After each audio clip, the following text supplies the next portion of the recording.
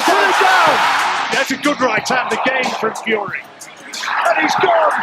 It looks like Wilder is completely out of ideas already. That's a good right hand from Fury. What a performance in fact.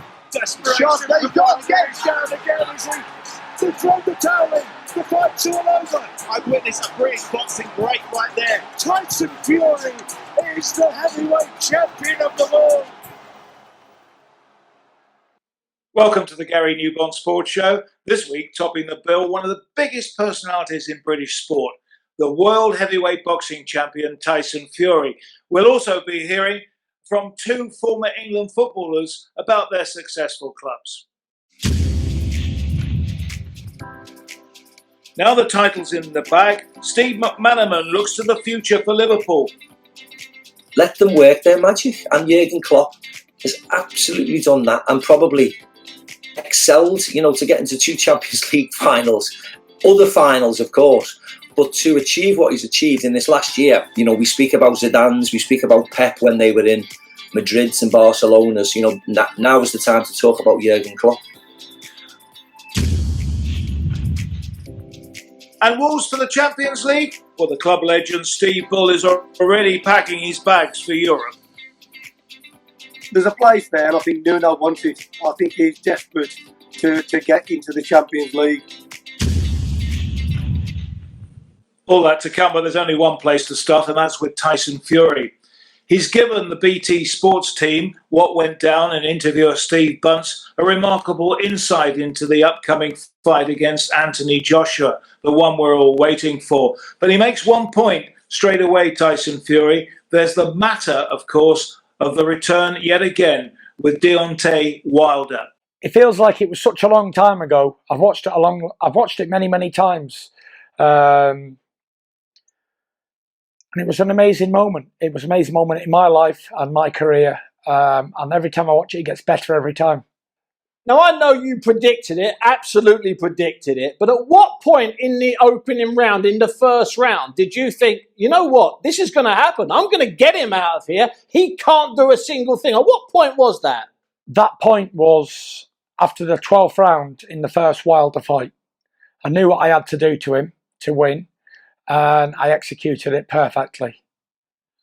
So basically, since December of 2018, you'd just been living with the knowledge that once you got him back in that ring, you could take him apart. 100%. I knew he'd never faced anybody like me before. And someone as big and strong, as powerful as me. Or someone on full mass like I was last time out. The first time he fought me, it was no secret. I had to lose all the weight in 6 months, and I wasn't half the man I was when I fought him last time. And you'll see a better fighter again when we fight again. So I hope to get the job done even quicker next time. Let's have a look at a crystal ball. Let's throw things forward. There's a lot of talk still about the Deontay Wilder third fight. Frank Warren was on earlier talking about it. Is that a fight that you need to happen sooner rather than later? Just a case of getting it out of the way before you can move on to the real business? I take every fight very, very serious. Deontay Wilder is a serious, serious customer. And he will get a serious, serious training camp. And I know that Deontay Wilder will want to win this more than anything because he's never lost before. It's his time to prove he can come back. He can become a 2-time world heavyweight champion. So he'd be more dangerous in this fight than he ever has been before. So this is the only business that I'm interested in. The only business. And when it happens, and I'll be ready and waiting in the wings for the go call. Tyson, how much better can Deontay Wilder perform? Can he change? Can he go back to basics? Can he learn extra things to give him just a chance against you? Do you think that can happen? I think so, Steve. I think he only needs to land one punch in the right place and it's over, as we've seen him do 40-odd times before. You can never, ever, ever write anybody off. I've learned that during my life and my career. I've been wrote off every fight I've ever had, and I always win. So yeah, never write anybody off. And a man who's been lost his last fight and been dropped and put out, whatever, and everyone's lost confidence, is always a dangerous man. And just before we finish with that night and finish with Wilder, I understand what you're saying. You don't want to look beyond, but it seems to me that everybody in the Tyson Fury business are looking beyond. They are already starting to talk in theory to AJ. Do you have to cut that off, Tyson? Just block that out? Well, I think you said it there and then, Steve. Everybody in the Tyson Fury business. I'm the man in the ring, and you can have all the business done in the world. But if the fighter ain't willing to stand and fight and work hard and give everything, then all the business people behind the scenes may not as well even be there. So at the end of the day, the only person that counts on the night is me. And if my mind ain't on it, thinking about other fights and other things, then I'll lose for sure. That's 100% true, speaking from the heart. Steve Bunce with the questions there, and our thanks to BT Sport and their programme What Went Down. Well, everybody's buzzing about the fight, probably next year, of course, between Anthony Joshua and Tyson Fury. Well, there's lots of different views as to who's going to win. Let's hear from the professionals, the rival promoters, Tony Bellew, who was a great world champion, and first of all, fellow heavyweight boxer David Price.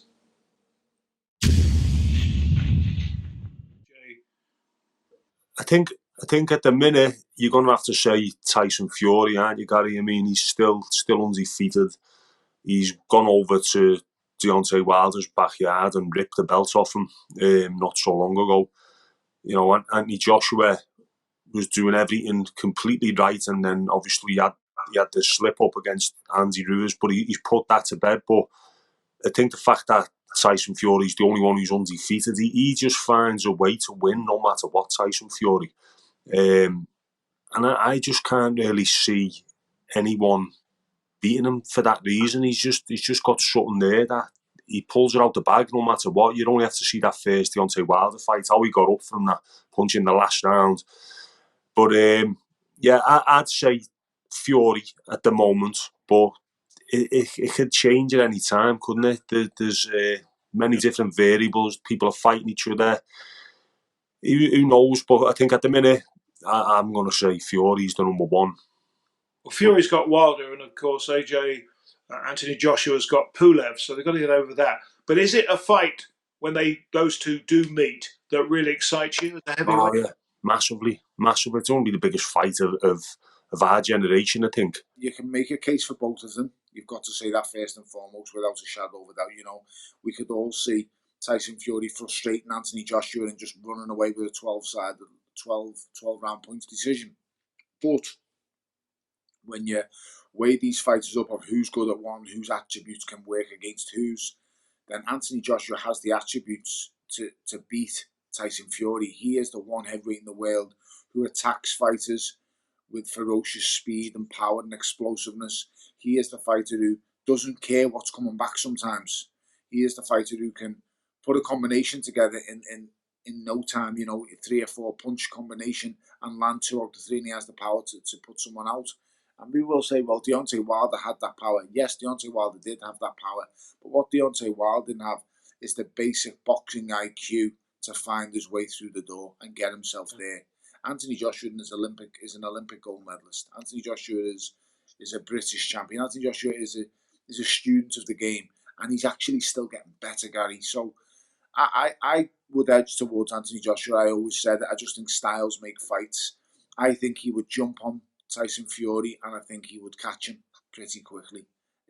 But don't get me wrong, if that fight was to go past 4 or 5 rounds, I think Anthony Joshua will find himself in an awful lot of trouble. It's something that everybody wants to see happen. I want to see it happen because we've all got opinions, our opinions, who we think, who we feel will win.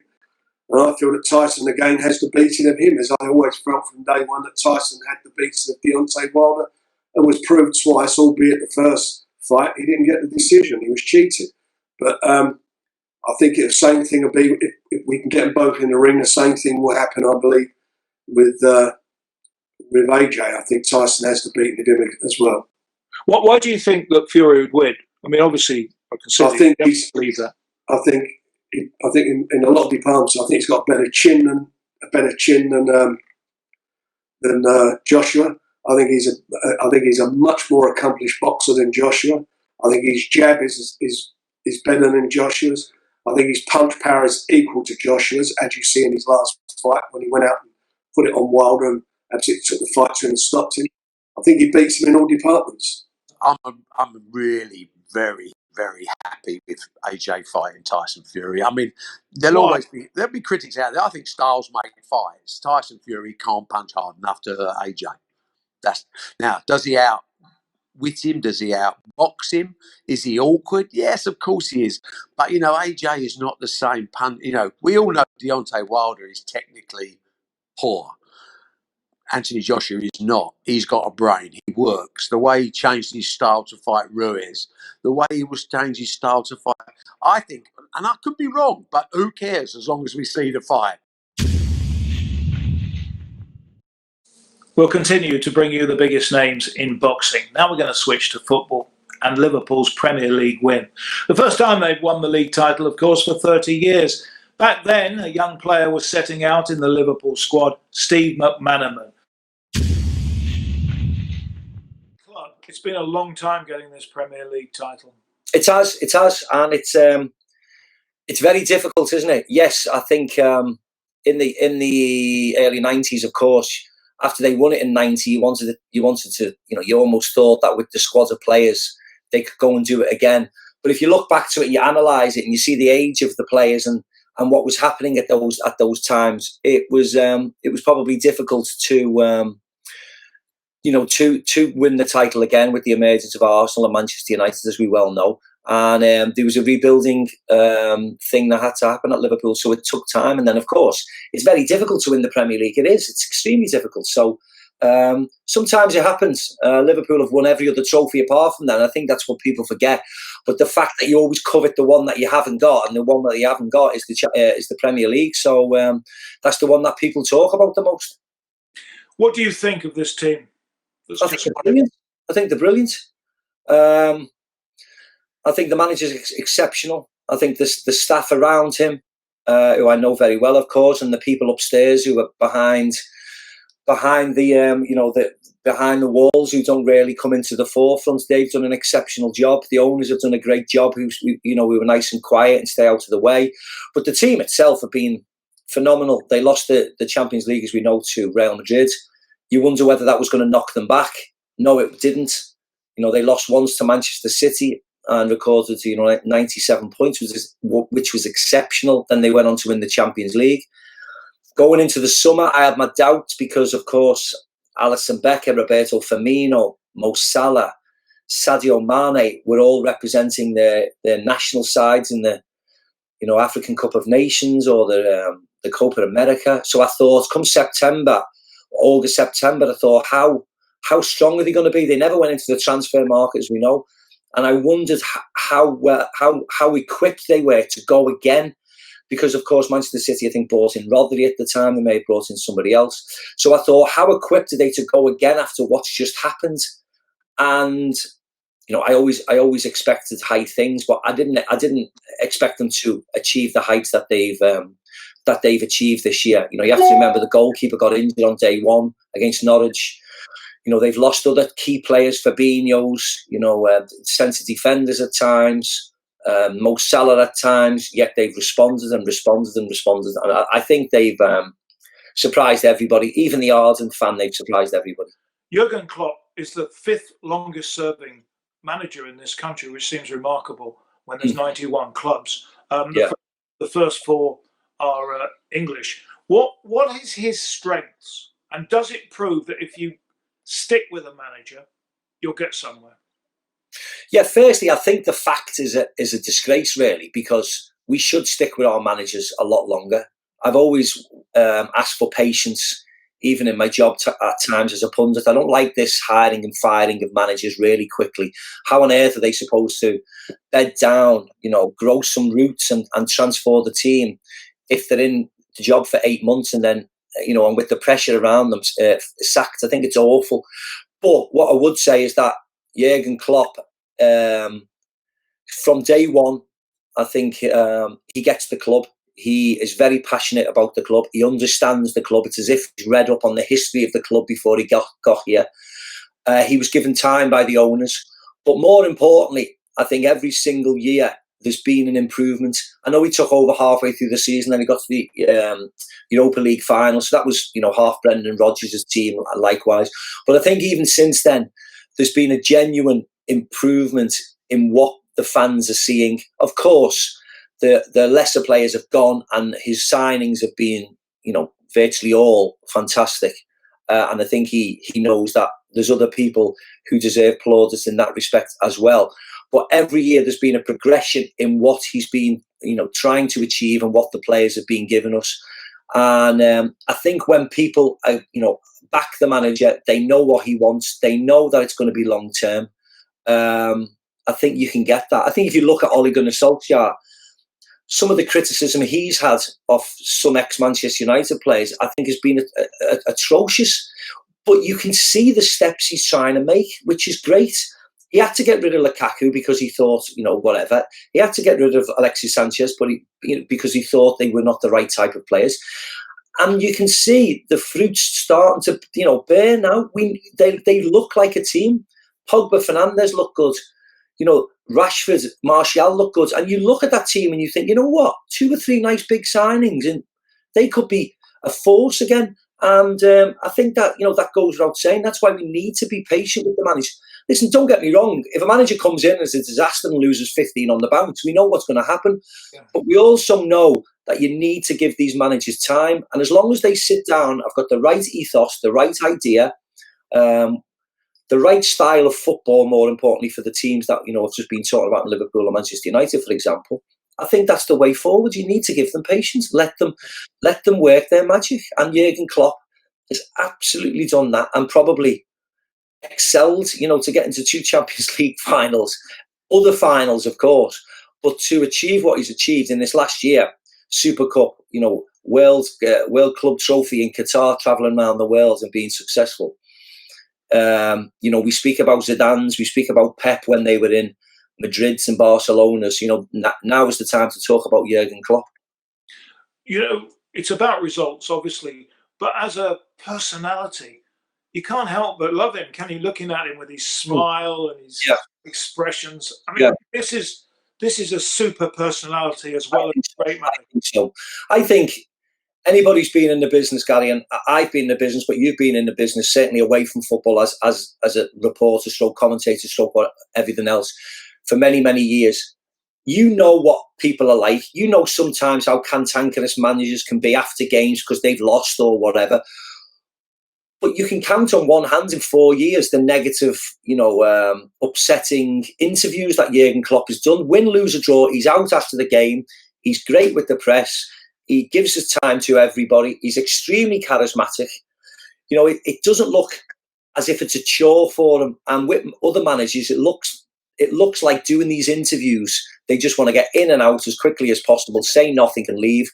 Where I feel that, the most neutral of journalists, the most neutral broadcaster thinks, it's sometimes a joy to speak to Jurgen Klopp because he gives you whatever needs to be. And I even think about, winning the league the other day, the patience he showed in trying to speak to absolutely everybody and give whatever he could to the press and the media. He gets it. He gets what football's about. He gets that broadcasters and the journalists supply the clubs with money. Therefore, they've got a job to do. Therefore, everybody's got a job to do. One feeds the other. One benefits the other. And, that's what it's all about. And I think he gets that. But I think he understands what he needs to say, what he feels about the passion of the team and the passion of the fans. And, every interview he seems to just, nail straight away. Actually, I was lucky enough to do a lot of Brian Clough interviews, and he had it. Yes. And yes. This is the closest I have seen to Brian Clough, Jurgen Klopp. Well, you can you can look at any Cloughy interview now. Yeah. I was not a Nottingham Forest fan, of course, but I can look at any Cloughy interview now and instantly fall in love with him. Yeah. You know what he was like. You know he was difficult at times. You've heard all the stories, what he was like with players and stuff. But you can watch any interview and you love his interviews, him answering back, him trying to be clever. They're just brilliant, must-see TV. And that's what you want to watch. We're in the entertainment business. the manager gets put up before a game and after a game. You want to feel what he feels. If he's upset, you want to feel that. You know, you don't want him to speak any nonsense. You don't want him to say you played well when you're awful. The fans know. And I think he's, like Cloughie, I think Jurgen's a very honest manager. You won 2 European Champions League medals with Real Madrid. Yeah. Fantastic achievement. Although you were a total professional and gave them everything, and I think you were man of the match, were you, in yeah. of them? You are really a Liverpool man at heart, aren't you? I mean, yeah, you gave your best to Madrid with great success, but Liverpool is still there, isn't it? Of course, absolutely. Gary, I still work with Liverpool. I still go to the academy. So it's, you know, all those young players who have played this year, you know, I sat on the bench against Shrewsbury when they knocked them out in the replay. I was in the dressing rooms before there, half-time, full-time. So it means a lot more. But apart from that, you know, I was born in Kirkdale, 10 minutes from Goodison Park, 10 minutes from Anfield. Football, you know, in the 70s, 80s in Liverpool was everything. You know, as we know, economically, politically, it was very hard to live there. Football kept everybody sane, kept everybody going. You know, unemployment was extremely high. It was very hard to live there, you know, for my parents and for my friends. Football was the shining light. It was the beacon. So I adored, of course, I was an Everton fan when I was very young. I adored Everton. You know, in the 80s, Everton and Liverpool were at Wembley every other week. Every final, somebody was there. So it was an incredibly important time for the city of Liverpool in the 80s. And I joined Liverpool when I was, you know, 14 in 86. So then my love, of course, of Liverpool, because I was playing with them, was so evident. So, you know, it means the world to me. I'm blessed because when I have WhatsApp group with all the ex-Real Madrid players, and you know, the likes of, you know, Figo's and Roberto Carlos, all my ex-teammates, they're all congratulating me because, of course, Liverpool won. And you do likewise. And it's not because it's, of course, two different countries. It's fine to congratulate each other. You don't feel as if, you know, you're going against one another because it's two different countries. And there's such a mutual affection between Liverpool and Real Madrid because of their past, because of their history. You know, their ethos was exactly the same. And of course, their success in European football. So it's, I was speaking to, you know, Emilio Butragueño the other day, who's high up at Real Madrid. And I spoke to him after their victory a night ago against Espanyol. And they wished me all the best because Liverpool won. So it's a very special thing, and it's a very special relationship they have. So, but yeah, definitely, you know, the fact that, you know, I live here and I'm at Anfield every other week, or I'm at the training grounds, well, certainly before this lockdown. I'm very pleased for everybody concerned. You know, the academy director is a good friend of mine. I'm thrilled to bits for him because he's done his job. He's got the young players, got them set, and then sent them to Melwood, to Jurgen, to work their magic. So the Curtis Jones, the Harvey Elliots, the Nico Williams, who all came on the other day against Palace, you know, the Jake Kanes, the Yasser Larouci, all these players I've known and played with and trained with the last few years. So everybody's doing their job really, really well. I don't think, you know, it'll get as good as this because everything seems to be running perfectly smoothly. But it's a real nice time to celebrate because everybody from, you know, the man who lets them in through the doors to the boss, to the owners of the club, you know, deserve a huge amount of credit because whatever they're doing at this moment in time is working. I've got my vote in. I'm a member of the Football Writers Association, the original Footballer of the Year. I've got my vote in. I've gone for Jordan Henderson. Okay. Not too much argument about that. No, I think it's a toss of a coin, mate, at Liverpool. You could go whatever position you play. I think I always go for forwards. You know, I could have gone for Mane. I could have gone for Henderson. Of course, Trent Alexander's had a wonderful. Virgil van Dijk's the king. What, you know, and this is taken away from Kevin De Bruyne, who I think is the most magnificent footballer. Could win the treble. Won the treble last year. Won the treble the year before. Could win it this year. But automatically, we're all drawn to Liverpool players, haven't you? And there's something special about this year, and the fact that Jordan's the skipper, and you know, him and along with other skippers, of course, have got together and done so much for the NHS and things like that. There's a certain aura about this year. And you know, I wouldn't say you were wrong in voting for Jordan Henderson. Whoever you voted for, I'd probably say is right this year. Steve, I owe you a gratitude, which I'm happy to make public. When I was the ITV reporter, I was doing Real Madrid against Valencia 2000 Cup final in Paris, and I had to get an interview. And because we weren't one of the host teams, the teams involved, I had to stay in the tunnel. And you promised me before the match that you would run off at the end and give me this live interview, and you kept your word. And there are certain moments, I've been in television 50 years, there are certain moments in your career, my career that is, that you're grateful for. And I'd just like to go on record to say I still remember that and still grateful. Thank you very much. Yeah, no worries, mate. It's hard celebrating and then running off to do an interview. Yes, I know.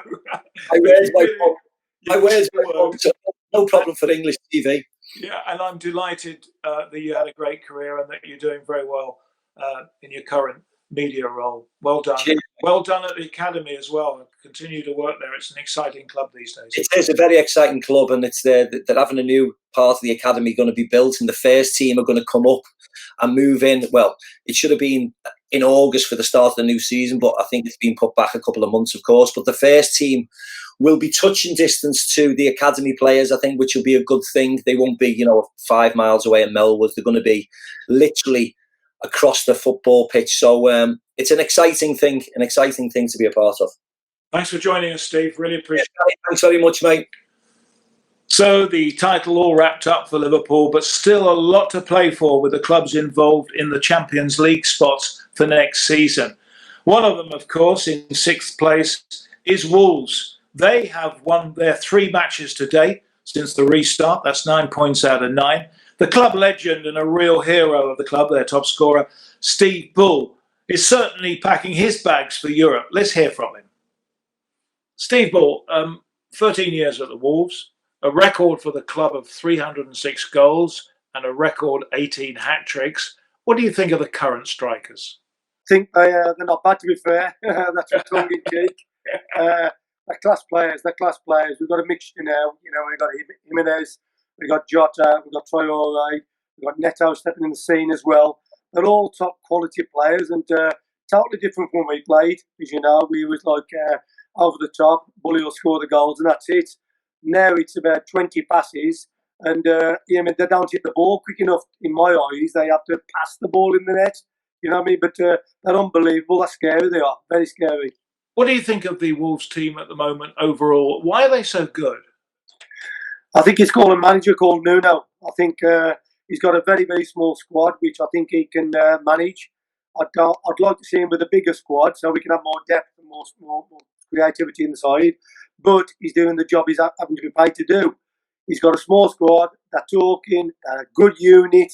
They're like Bacchus in our day, 1986 and 92. We had a great unit of players together. We played together, went out together, went to Olds together.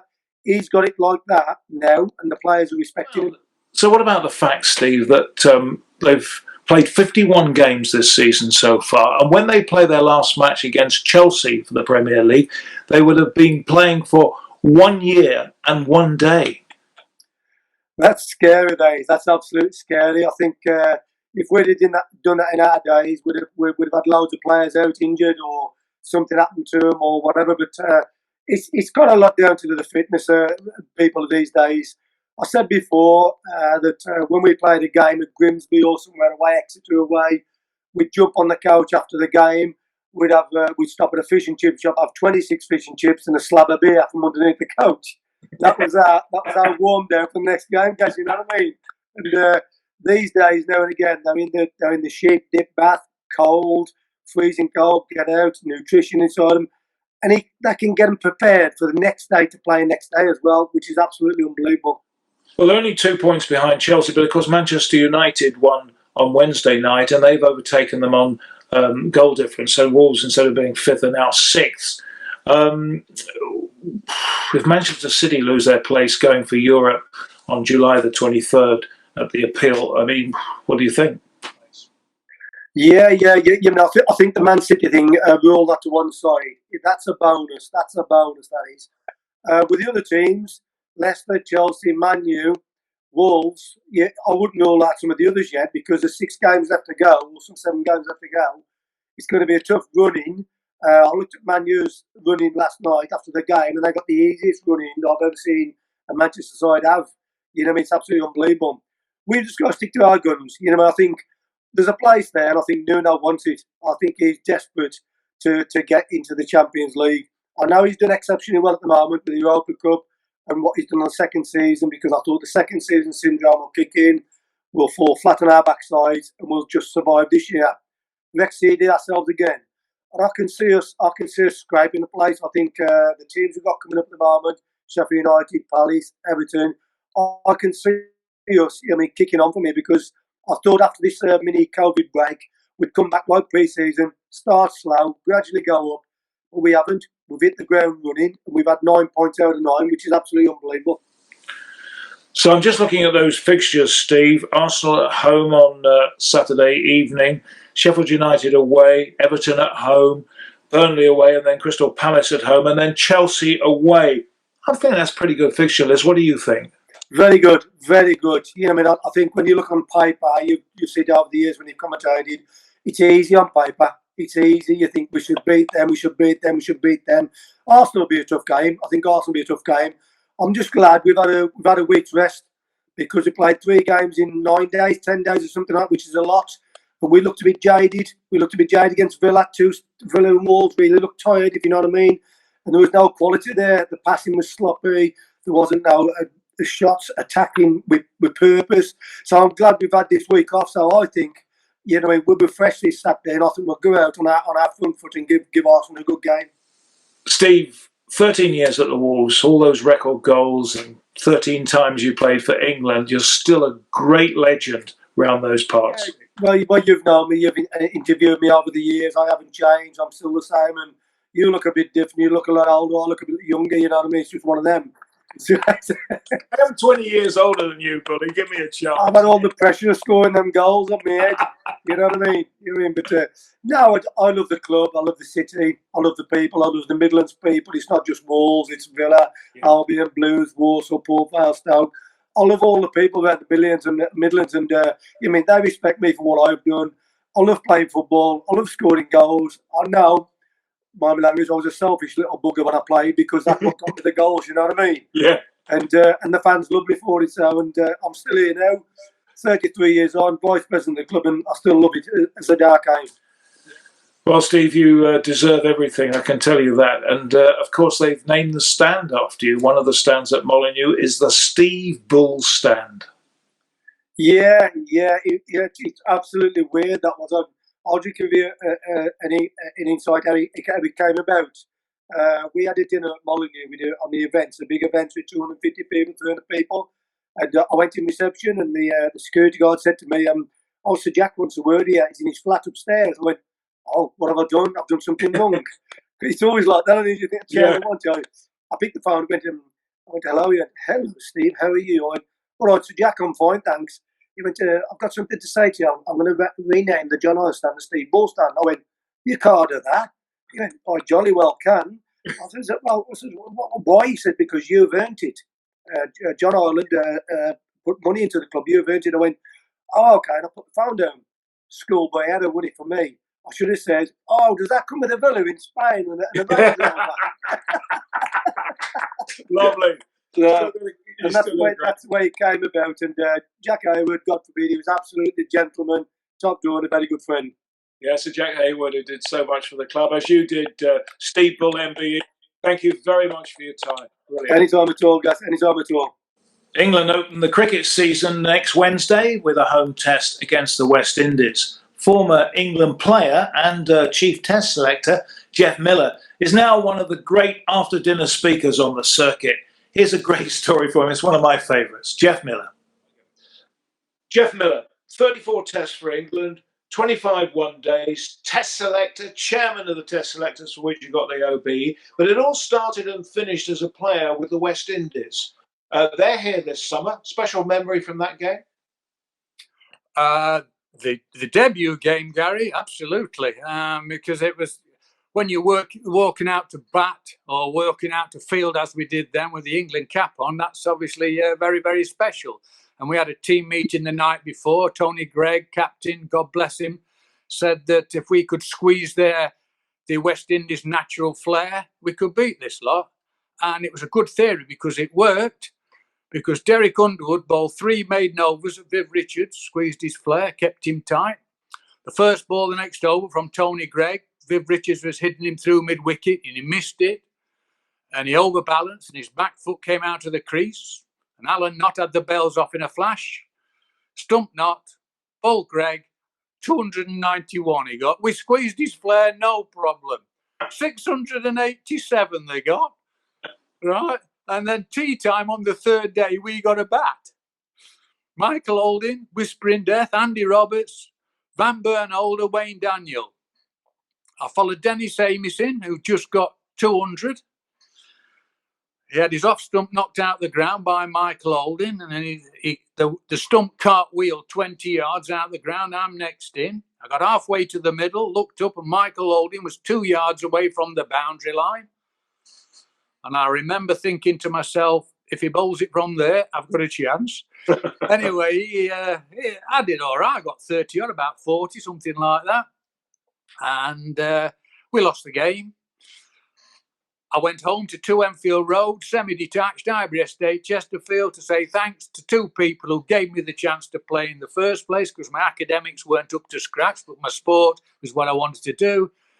And I went to say thanks to Mum and Dad. And I walked in the front room. My dad said, come in here, I want a word with you. Sat me down in the chair, said, I want to tell you, son, that your mother and I are proud of you. It was basic northern chat. And I just said to him, I've just played a game of cricket, Dad. And I was going to carry it on and say, and I want to thank you for giving me the chance to play cricket. But he interrupted me. He said, game of cricket? You've just faced the fastest bowler's ever been in the history of the game. You think it's just a game of cricket? Your mother sat there with tears in her eyes, crying her eyes out. I'm stood in front of the television because I can't get down to London. My heart's pumping and the fist going. Come on, son. This is for your mother and your father and your country. And you think it's just a game of cricket? Well, let me tell you this.